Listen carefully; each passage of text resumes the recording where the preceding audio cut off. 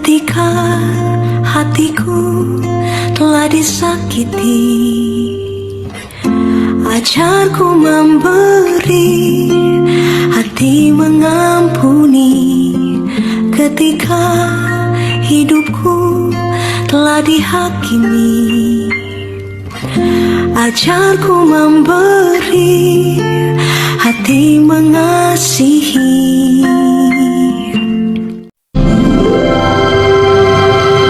Guys, apakah kalian udah siap?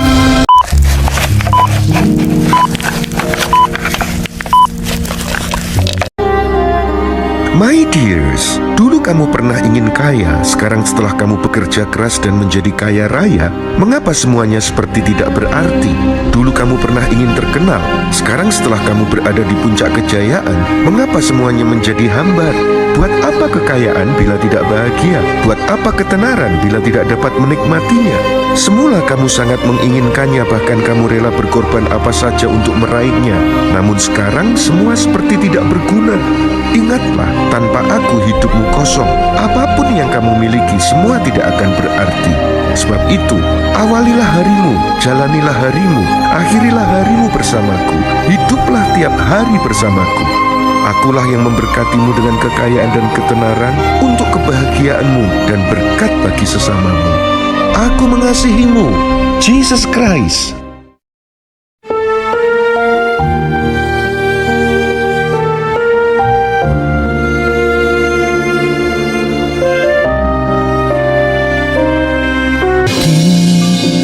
Dalam segala janjinya tak berubah. Apa yang sudah difirmankan terjadi saat kita percaya.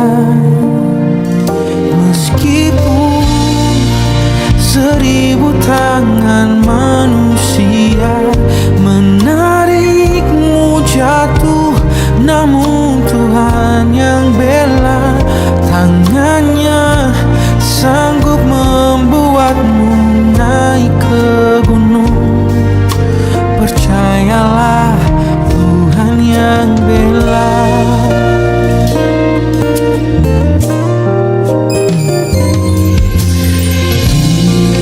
Dalam segala janjinya tak berubah.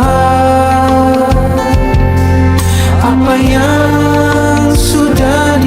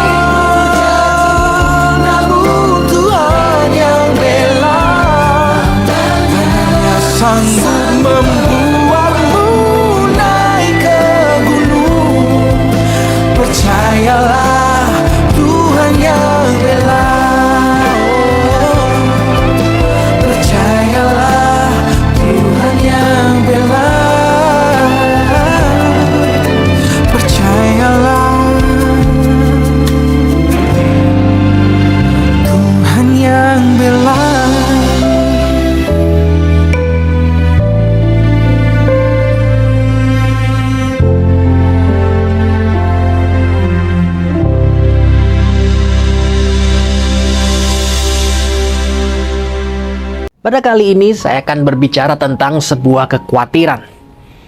Nah, ketika saudara menyadari saat ini ada virus varian baru, dan bisa dikatakan itu adalah masalah baru, dan kemudian bisa dilihat juga terjadi PPKM lagi.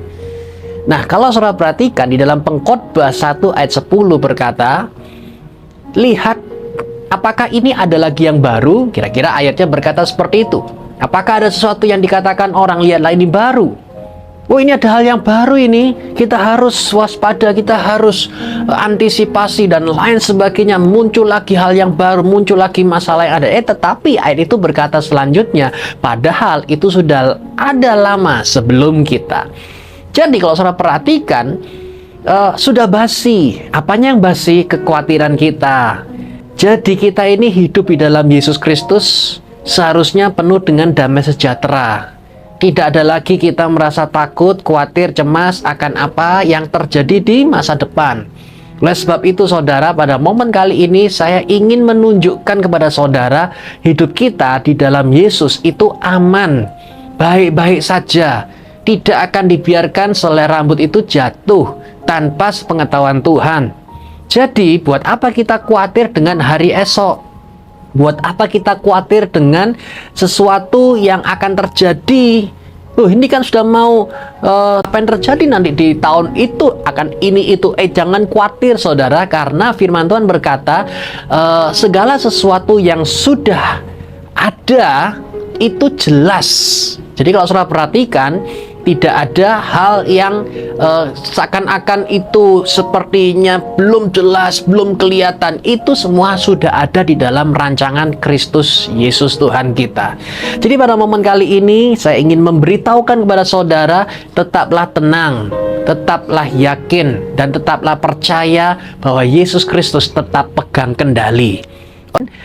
Ceritakan tentang peristiwa apa yang pernah Anda alami, tetapi ketika engkau menjalani peristiwa itu ternyata bisa karena Tuhan menyertai saudara. Justru malah muncul ada mujizat yang terlihat, ada muncul terobosan yang terjadi. Nah, kalau kemarin itu Tuhan sudah menolong kita, saya percaya bahwa Tuhan juga akan menolong kita untuk hari-hari ke depannya, ya.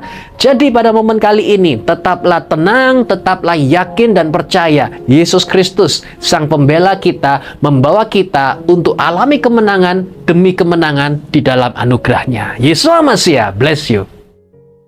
Di sebuah kota kecil yang tenang, hiduplah seorang perempuan muda bernama Lea. Lea adalah anak tunggal dan sangat dekat dengan kedua orang tuanya. Sejak kecil, keluarganya adalah segalanya bagi Lea. Ayah dan ibunya selalu ada untuknya, memberikan kasih sayang tanpa batas, dan mendidiknya dengan nilai-nilai Kristen yang kuat. Mereka adalah pilar kebahagiaan dalam hidup Lea. Namun, hidup Lea berubah drastis ketika pandemi COVID-19 melanda dunia. Dalam waktu yang singkat, virus itu merenggut nyawa kedua orang tuanya. Ditinggalkan sendirian di dunia ini, Lea merasakan kehampaan yang luar biasa. Hidupnya yang dulu penuh warna dan kebahagiaan kini seolah hancur berkeping-keping. Lea merasa kehilangan arah, tanpa ada tempat untuk berpulang. Di tengah kehampaan itu, Lea bertemu dengan seorang pria bernama Dimas. Mereka tidak saling mengenal dengan baik, tetapi Dimas menawarkan pernikahan kepada Lea. Dalam kesedihannya, Lea merasa bahwa ini adalah kesempatan untuk menemukan keluarga baru dan mengisi kekosongan dalam hidupnya. Tanpa berpikir panjang, Lea menerima lamaran Dimas, berharap bahwa pernikahan ini bisa menjadi pelabuhan yang aman bagi hatinya yang terluka. Namun, kenyataan jauh dari harapan. Setelah menikah, Lea mendapati bahwa Dimas adalah seorang suami yang kasar. Ia sering melakukan kekerasan terhadap Lea, baik secara fisik maupun emosional. Tidak hanya itu, Dimas juga sering berselingkuh, membeli banyak perempuan hanya untuk memuaskan nafsunya. Lea merasa terjebak dalam pernikahan yang menyakitkan dan penuh kegelapan. Meski demikian, Lea memutuskan untuk tetap bertahan. Bukan karena ia tidak ingin pergi, tetapi karena ia merasa tidak memiliki siapa-siapa lagi di dunia ini. Namun, di tengah segala penderitaannya, Lea selalu ingat akan satu hal, ajaran Yesus Kristus yang ditanamkan oleh kedua orang tuanya sejak kecil. Ia percaya bahwa Tuhan Yesus tidak akan pernah meninggalkannya, bahkan dalam situasi yang paling sulit sekalipun. Setiap hari, Lea berdoa dengan tekun. Ia menangis di hadapan Tuhan, memohon kekuatan dan bimbingan. Ia percaya bahwa Yesus adalah sahabat sejati yang selalu ada, bahkan ketika semua orang meninggalkannya. Lea menemukan kekuatan dalam imannya yang membantunya untuk bertahan di tengah badai kehidupan. Di balik penderitaannya, Lea mulai menyadari bahwa Tuhan sedang bekerja dalam hidupnya. Ia percaya bahwa ada rencana yang lebih besar yang Tuhan sediakan untuknya. Lea belajar untuk mengampuni dan berusaha memandang suaminya dengan kasih, meski seringkali hatinya terluka. Ia yakin bahwa Tuhan akan membukakan jalan, meski ia belum tahu apa yang akan terjadi di masa depan. Lea tetap berpegang teguh pada imannya, percaya bahwa Tuhan Yesus adalah satu-satunya yang ia miliki dan satu-satunya yang ia butuhkan. Di tengah segala penderitaan, Lea menemukan bahwa iman kepada Tuhan adalah sumber kekuatan yang tidak pernah habis. Ia percaya bahwa Tuhan Yesus akan selalu menuntunnya, memberikan penghiburan dan kedamaian di setiap langkah hidupnya. Dan dalam iman itulah Lea menemukan kebahagiaan sejati, meski dalam situasi yang paling kelam sekalipun. Pelajaran yang dapat dipetik, kisah Lea mengajarkan kita bahwa iman kepada Tuhan dapat menjadi sumber kekuatan yang luar biasa, bahkan dalam situasi yang paling sulit. Meski dunia seolah meninggalkan kita, Tuhan Yesus selalu ada, mendampingi kita dengan kasih-Nya yang tak terbatas. Mazmur 34 ayat 19 berkata, Tuhan itu dekat kepada orang-orang yang patah hati, dan Ia menyelamatkan orang-orang yang remuk jiwanya.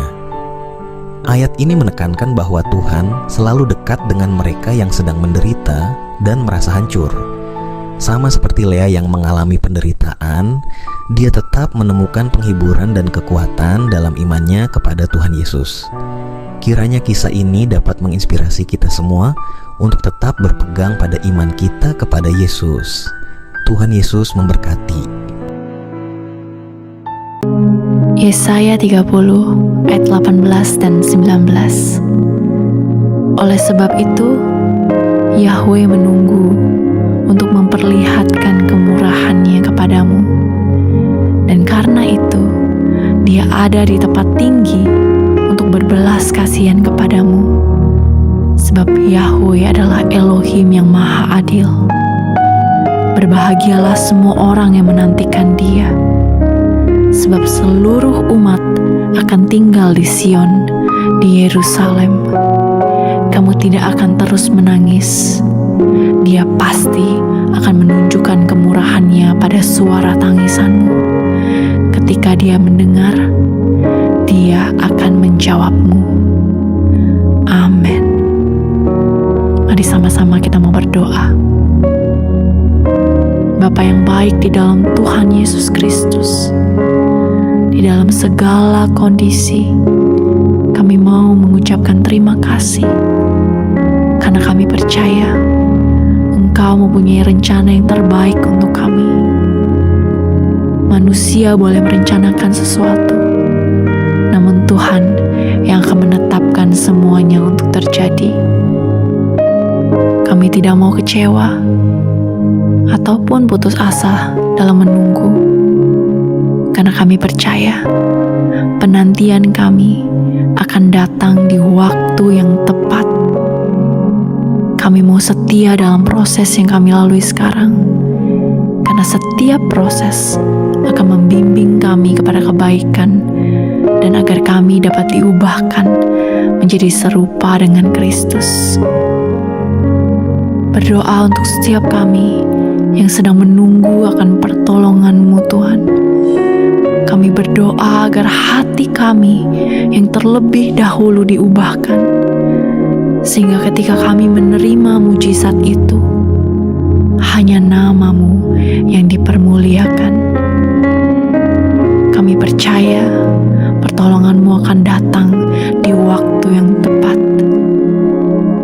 berterima kasih Tuhan.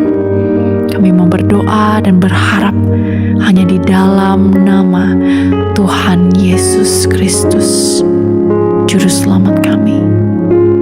Amin. Selamat beristirahat saudara. Good night and rest in Jesus' love.